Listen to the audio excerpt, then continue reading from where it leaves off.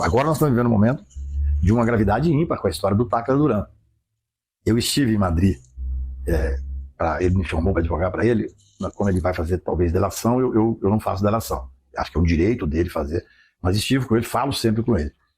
E eu fiquei impressionado, ele mostrou documentos, que são documentos gravíssimos. Cacá, gravíssimos. Eu soube que o Moro e o Dallagnol estão estremecidos justamente por causa de um desses documentos em que é dito, o áudio, precisamos falar dele com o Zuccolotto, do Moro com o Zuccolotto, em que ele diz, precisamos falar com o Deltan Dallagnol. E isso foi junto com a documentação. E, segundo o que o Dallagnol deve estar dizendo, ele foi incluído na tal investigação que o Lewandowski passou para o foro do Supremo, né? E então o Dallagnol estaria muito irritado porque ele não teria nada a ver com isso.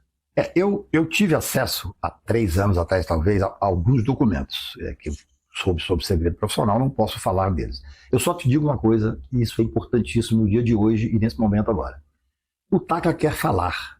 O Tacla foi arrolado como testemunha em vários processos. O Moro nunca deixou ele falar. Isso é absolutamente ilegal. Do meu ponto de vista, isso é uma obstrução de justiça ou abuso de autoridade.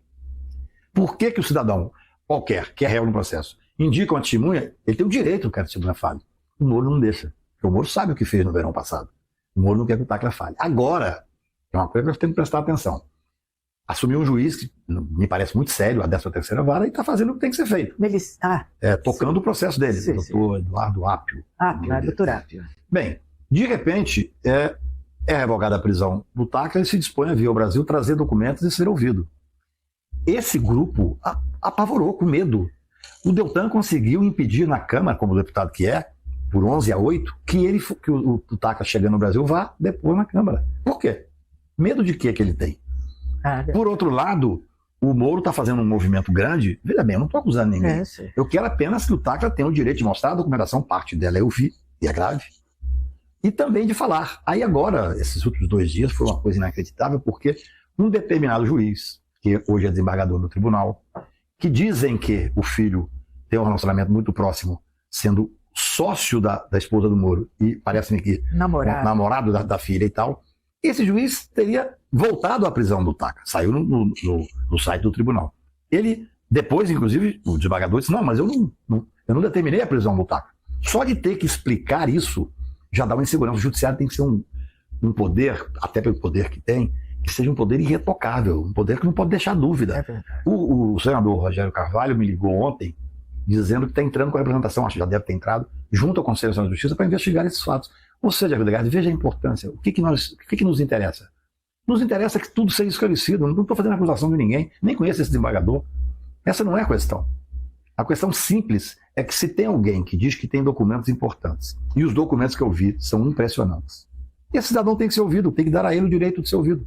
É extremamente simples. Na época da Lava Jato, esse grupo que eu enfrentei tanto, que para mim foi o grupo que desestruturou boa parte do país, assim, o maior legado do Moro é o Bolsonaro. O Bolsonaro só existe porque o Moro cumpriu um certo papel. Sobre esse aspecto, eles até conseguiram peso. Depois tiveram uma briga de quadrilha e eles romperam. Ele saiu do governo. Mas eu sempre disse isso. Qual era o que ele falava? A frase era assim, não existe ninguém acima da lei. É isso. Não existe ninguém acima da lei. Então vamos ouvir o tal Tacla, doutor Tacla, vem ao Brasil. Ele é uma testemunha protegida. O Estado brasileiro tem a obrigação de dar segurança para ele. Falei com ele várias vezes nos últimos dias. E ele vai voltar? Vai. Agora ele não teve coragem de vir. O depoimento ia ser dia 14. Saiu no site que a prisão tinha sido revigorada. Então, evidentemente, ele não vai vir para ser preso, porque ele já ganhou a extradição lá. E agora me parece que regularizou. O desembargador disse, não, eu não tenho como prender, porque o ministro Lewandowski deu uma ordem muito clara. E com isto, o que acontece? Marcaram para o dia 18 agora a oitiva dele, no Brasil. Ele vai vir ao Brasil. E tem uma série de questões que são importantes. Por exemplo, essa determinação do ministro Lewandowski, que realmente vai fazer uma falta enorme. O ministro Lewandowski foi um grande ministro, independente, corajoso, culto. Na época da pandemia, eu quero fazer minhas homenagens a ele, na época da pandemia, o ministro da Saúde efetivamente era o ministro Lewandowski. Nós tínhamos um general que não fazia nada, não sabia o que era SUS. Foram algumas ordens e decisões do Lewandowski que fez com que nós tivéssemos alguma possibilidade de continuar existindo ali. Mas o ministro Lewandowski tem uma reclamação dirigida a ele, para 43 mil, alguma coisa assim, E ele fez mais de 40 extensões da decisão dessa reclamação. E agora vamos ter uma coisa grave.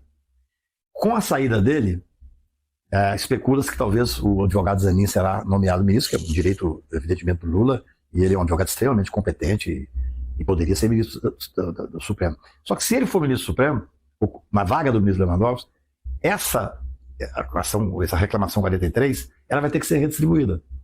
Porque ela que cuida de todos os processos de interesse do Lula e de várias pessoas da tal Vaza Jato. E pode cair no tremendamente evangélico. Eu prefiro não dizer. Ou então no, como é que é? Tremendamente sem biografia. Aí eu prefiro não comentar, mas que preocupa, preocupa.